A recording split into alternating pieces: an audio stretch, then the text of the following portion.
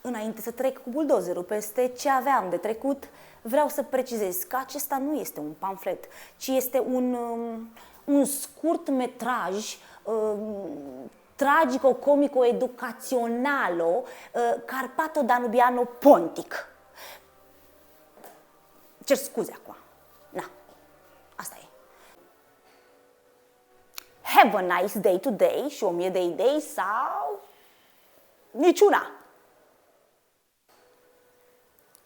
Ăsta era de fapt finalul la mine, dar eu cum finalizez cu începutul întotdeauna, pentru că așa fac și când vine vorba despre sex, eu întâi le extermin pe partener și după aceea mă apuc de mine. E o altă, era vorba despre altceva, nu știu. Am o greață. Mă încearcă greața de ceva vreme, dar o greață mare și nu cea care survine în urma poveștilor hormonale. Mă cearcă o greață de toți ăștia podcasteriști ăștia, podcastriști, nu știu cum le cheamă, de toți mentaliștii, nutriționiștii, de toți vloghiștii, stiliștii, fomiștii, că slavă Domnului pe piață, mi-e greață de toți ăștia, muiștii. Muiștii pentru mine, apropo, sunt cei care promit chestii și nu le fac. Mi-e greață de toți filantropiștii care sunt în ajun de necaz lângă tine, dar în spatele necazului cu mulți ani nu te vedeau niciodată. Bă, mi-e greață, ăsta e cel mai important lucru și câteodată stau și mă gândesc de ce m-ai fi apucat să fac această filmare. Dar, m-a întrebat cineva înainte să mă întreb eu asta și am zis, băi, Silvia, de ce te-ai apucat, mă, tu să faci asta? M-am apucat că a zis-o unul, că a zis-o altul și m-am apucat pentru că nu știu. Pentru ce m-am apucat? Mi-a zis ceva, dar... Bă, știu de ce vreau să mă apuc și ce vreau să fac și de ce vreau să fac. Dar înainte de asta, să știi, știu că mai voiam să mă fac magician. Dar bă, una bună, mă, să fiu magician bună, să iau de la alții, să-mi bag la mine buzunare, să fac de-astea, să umblu, să fac de-astea. Dar iarăși mi-a venit o idee și am zis, bă, mă las. Mă las pentru că niciodată n-am cum să fiu la fel de bună magician cum sunt bărbații. Pentru că de ce, mă? Nu știți niciunul, a? De ce? Pentru că bărbații sunt cei mai buni magicieni și dispar. Logic. Bă, voi, în primul rând, altă întrebare. Mi-a venit, în urma creierii acestei filmări, aș fi vrut să știu despre vloguri mai multe și mă uitam prin arhive și am văzut că în 2005 a fost lansat primul vlog. L-a lansat cofondatorul youtuberelor ăstora când era și el în grădina Zoo. De atunci sunt ceva ani, de atunci s-au făcut multe milioane pe cârca vloghiștilor, iștilor și așa mai departe, dar faza este că m-am uitat să văd ce subiecte să abordez în acest vlog. Cele mai vizualizate sunt cele legate de animals, avifaună, jocuri video, gambling-uri de-astea, sexuri, pornuri, prostie, multă prostie. Cu cât mai multă prostie în vlog și mâncat shawarma, cu atât mai multe view-uri ai. Eu, pentru că nu vreau să fac asta, vreau să am cât mai puține view-uri și cât mai mișto, cum să zic, oameni care se uită la mine, bă, de avifauna asta nu mă pot lua, că n-am cum, sunt protejate prin lege păsările astea. Bă, de infrastructură nu mă pot lua pentru că nu mă ține. De ce? De arhitectură, de recondiționări astea, iarăși nu mă pot lua pentru că ar trebui să frec Caraș. Să frec Caraș de la, cred că de la Caraș Severin până la, nu știu, Pleșcoi, ca să pot să fac ceva. Așa că îmi rămâne o singură chestie de care să mă leg. O știți care e? Nu, bă, nu sex, terminați-vă. Să mă leg de modă. Bă, de modă. Și să mă leg de ce poartă oamenii, pentru că de oameni nu îmi permit să mă leg. E prea mult, o las pe mentaliști, pe nutriționiști, pe ăstea, pe iști.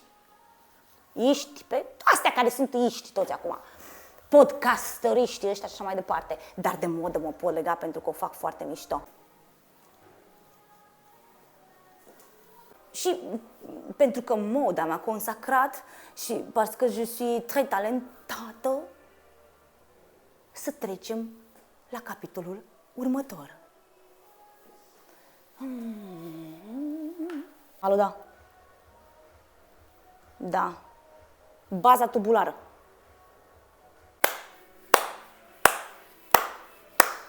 În primul rând, vreau să mulțumesc mie pentru această ținută impecabilă. În al doilea rând, vreau să mulțumesc lui Snoop Dogg pentru că m-a învățat să vorbesc despre asta. În al treilea rând, vreau să mulțumesc celor care au creat aceste piese minunate. Și pentru că mă gândeam să începem cu ceva serios legat de aceste evenimente care au loc în Bucureștiul ăsta grandios de la o vreme încoace, mă gândeam să începem cu cel mai grandios eveniment care sunt premiile El. Și pentru că am văzut acolo și sunt invidioasă pe câteva perechi de pantaloni, de pantofi, de așa, aș vrea să comentez aceste ținute. Aoleu, oh Jesus.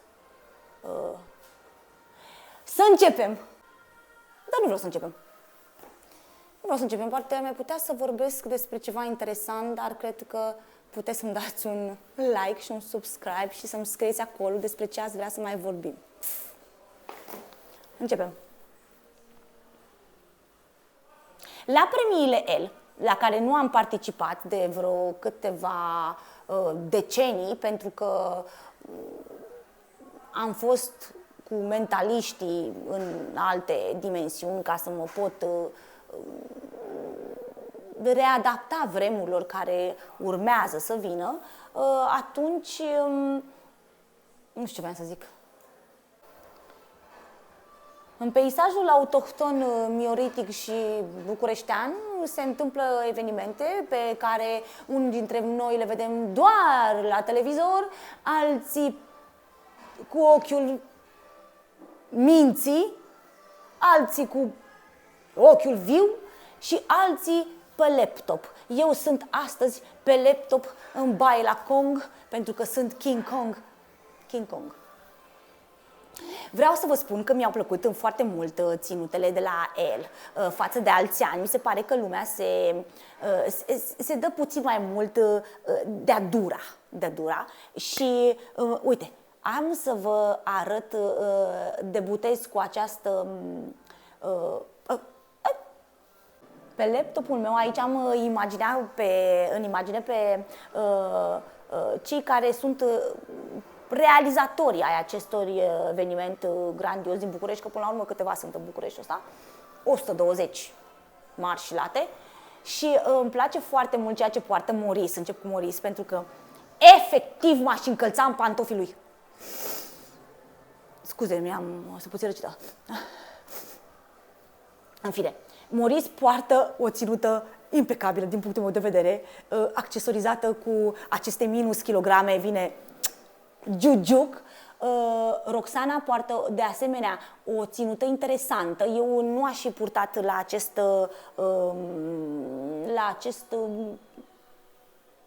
nu e rochie, un fel de rochie.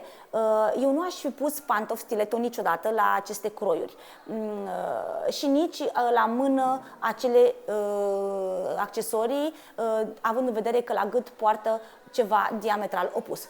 Dar este o poză care îmi place. Mamă, și m-aș încălța în pantofii lui Maurice, clar. Adică aș purta. Clar. Ținuta numărul 2 pe care aș dori foarte mult să o comentez este aceasta. În această imagine avem... apropo, pe mine nu mă interesează cine este în imagine. Că voi cunoaște, că nu voi cunoaște, head off. Pentru că nu mă interesează cine poartă hainele. Eu vorbesc doar din punctul meu de vedere, stilistic acest punct de vedere, vorbesc doar despre învelișul exterior al omului, nu mă interesează ce face cu cine, ce drege, ce Doamne iartă-mă, în fine. Așa. Să revenim. Aici avem o situație nu foarte fericită din păcate, pentru că această costumație, din punctul meu de vedere, este urâțică foc. Îmi place că sunt așa foarte importantă. Este foarte urâțică. Băi, costumația asta este urâtă. În primul rând are un croi învechit care nu flatează pe nimeni în 2023. Nu mă dau eu mare că vezi, Doamne, am eu sacou ăsta pe mine, n-are nicio legătură, liniștiți-vă. Este vorba pur și simplu de niște detalii care fac diferența între anumite piese, care fac anumite piese să fie wow și dacă sunt făcute în urmă cu 20 de ani sau nu. Ideea despre modă este că nu trebuie să ai piese neapărat la modă sau neapărat confecționate de marile case de brand, ci doar niște croiuri aproximativ perfecte, pentru că perfecțiunea există doar haute couture și așa mai departe. Deci pot să spun că această costumație, nu știu dacă o să o punem și în variantă totală, nu flatează pe nimeni. Pantalonul este unul pană, cu un pantof fin, care este accesorizat cu o geantă fină, care geantă fină este ținută de o mână finuță, cu niște bijuterii foarte drăguțe, însă nu ai ce să cauți cu mâna în șold, nu ai ce să cauți cu ciocăr la gât în momentul în care alegi bijuterii care par diamante. Sau dacă alegi acel ciocăr, în niciun caz nu pui genul acesta de croi. Coafura. Coafura este o coafură. Nici bau, nici wow. Mi-au căzut astea. E ceva horror ce se întâmplă în această situație. Nu știu dacă se vede foarte bine la voi, dar o să fac în așa fel încât să se vadă. În această imagine avem un costum, o pereche de costum care se vrea, un costum de premiile, nu este nici măcar de premiile cei mai buni cârnați de la Pleșcoi, nu e nici de acolo, este ceva de la mai bine stai acasă.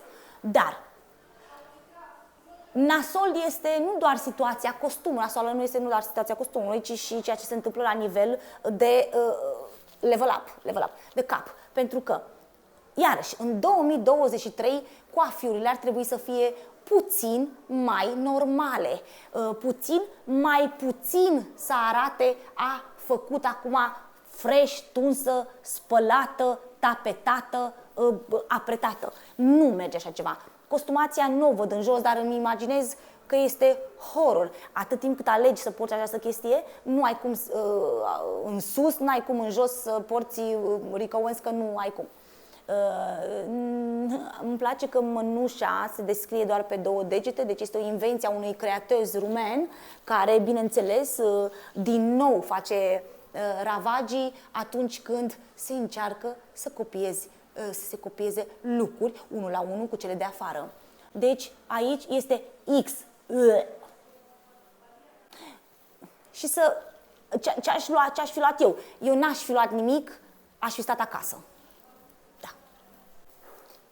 La la, tu știi, mâinile în aer, dacă și tu știi, dacă știi pontul cu jointul, trage fumul, dacă știi pontul cu... Aici avem o altfel de situație.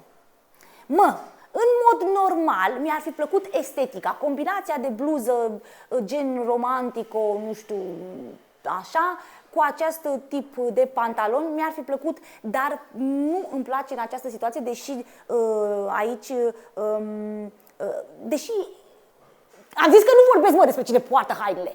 Oamenii trebuie să mă știe isterică. Sunt sătui de, cum sunt și eu, de nomenclaturiști, podcasteriști, mentaliști, nutriționiști, să trecem la dăbuiști, să trecem la singări.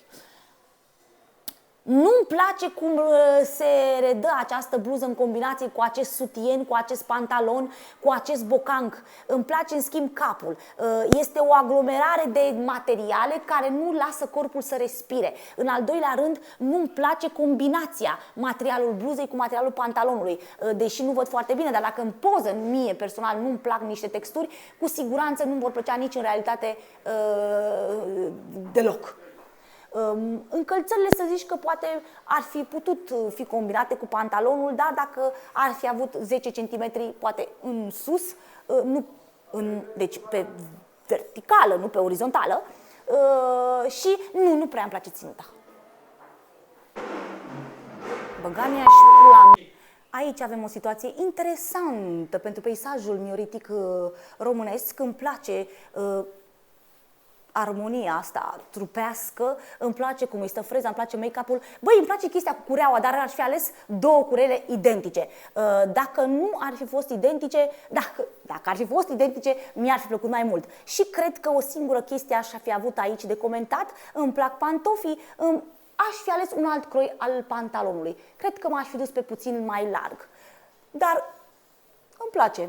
Concurenta îmi place. Altă întrebare. O altă situație care, uite, nu-mi displace. Eu care sunt pusă pe rele, astăzi n-am cum să fac rău din gurița asta mică, care e și a naibii, dar îmi vine. Bă, pot să mă iau de ceva. Îmi place costumația, îmi place croiul pantalon, am și eu unul pe roșu. Cred că de la mine a luat top asta, că am purtat-o cu 6 ani. Asta e inspir. M-a copiat. Așa. Trecem peste.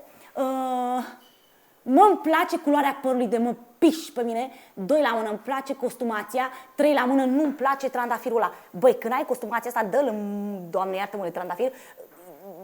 Ia-ți naiba ceva, un accent de roșu, de verde, de ce vrei tu, dar nu trandafirul ăla super uzat, folosit ca un... Să mă opresc că vin sărbătorile. Îmi place asta. Nu știu ce are în picioare, dar îmi place. Nu știu ce are în picioare, dar îmi place. Nu știu ce are în picioare, dar nu-mi place. Era banda stricată. Gata.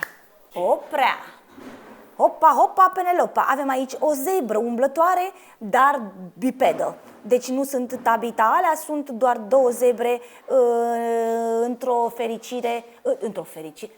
situație nefericită, 2 zebre. N-au ce căuta. Pentru că combinația este letal de proastă. Costumația este nașpa rău. Mamă, dar ce machiaj! What the fuck?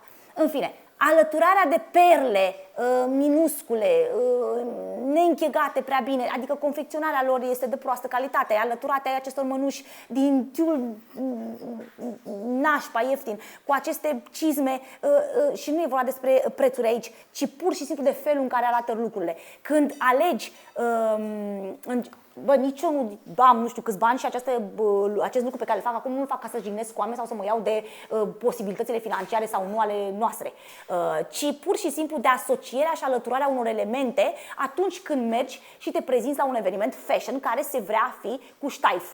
Deci, această combinație de sacou cu aceste mănuși, cu acest dres, este horror. Sutienul nu mai discutăm.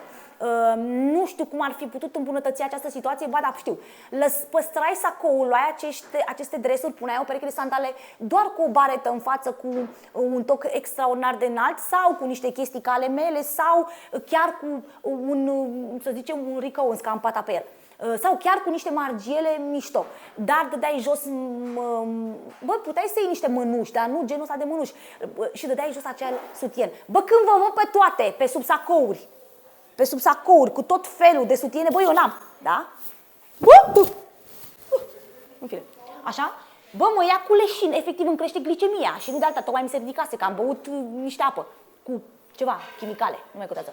Deci, nu, horror. Părul, coafura este nașpa, pare că e făcută acum 2 săptămâni și așteptat să vină evenimentul. Nu e așa, e ternă, obosită și căzută. Machiajul, mie e frumoasă, dar nu ne legăm de aspectul acesta pentru că nici eu nu sunt prea frumoasă, nu sunt nici prea deșteaptă și nici nu mă interesează ce cred alții. Gata, altă întrebare. Deci, aici avem 4, 2 fete, 3 fete cu cuiete. Deci, le iau pe rând, combinații de 1 luate câte unul. Avem aici un bărbat care îmi place ce poartă, însă eu, uite, n-aș fi ales pentru această costumație acest tip de pantof, de ciocată, de ce-o fi.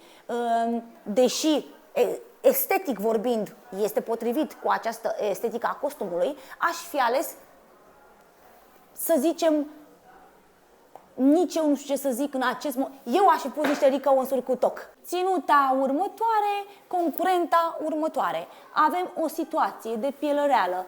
Bă, să știi că îmi place această piele reală, nu știu cum se vede de aproape, nu văd foarte multe detalii, îmi place fizionomia oaselor, îmi place cum arată domnișoara, sandalele acelea sunt o pereche de sandale foarte pentru 90% dintre oameni sunt mișto. Eu nu aș alege niciodată acest tip de sandală, dar în fine, e vorba despre barteruri, chestii vrăji, normal că porți și tu ce poți. Dar e ok. Îmi place că are un alt fel de styling față de ceea ce mă așteptam să văd în mod normal la premiile L. Următoarea concurentă nu-mi place din niciun punct de vedere. Seamănă mai mult, deci ceea ce poartă este terifiant, începând de la felul în care stă pe domnișoară până la felul în care este combinat. Capul. Dacă despre celelalte două concurente n-am vorbit despre cap, pentru că mi se pare că este un cap ok, acest cap nu este ok, începând de la ceea ce are pe el până la make-up. Este dintr-o zonă de folclor, ca să zic așa. Și atunci ucide complet ținuta. În momentul în care ai o coafură interesantă, cu un make-up interesant, să știi că poți să salvezi 60% dintr-o ținută nașpa. Dar în momentul în care ținuta e nașpa-țică și mai vii și cu un cap nașpa peste, mă refer nu la trăsături, ci la felul în care este combinată coafura și machiajul, situația devine tragico, fără comică, în spațiul danubiano-carpato-pontic. Păcat. Așa nu. Pentru că nu mai am baterie nici la propriu, nici la figurat și trebuie să merg să mi le încarc. Vă spun la revedere și nu uitați, aceste lucruri pe care eu încerc să vi le spun aici nu sunt pentru a critica persoana din spatele lucrurilor. Deci, repet, lucruri. Lucrurile sunt aici, persoana, caracterul este aici. Nu ne interesează aici cu aici, ci doar ambalajul acesta exterior, care mi-ar plăcea ca în 2023 să fie din ce în ce mai bine pus la punct, mai coerent și, să zicem, mai interesant. Mai interesant, pentru că avem destule surse de informare și, ba mai mult, destul designer de la care putem să luăm lucruri și gata cu vorba Oana că ne plictisești. Știu, la revedere! Trebuie doar să-mi iau laptopul și să plec.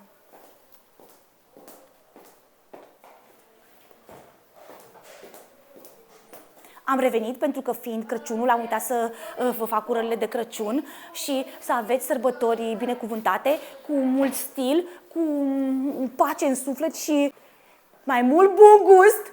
Băi, cât mai mișto să vin pe la voi și hai, la revedere! Nu, că trebuia să ies din cadru. La revedere!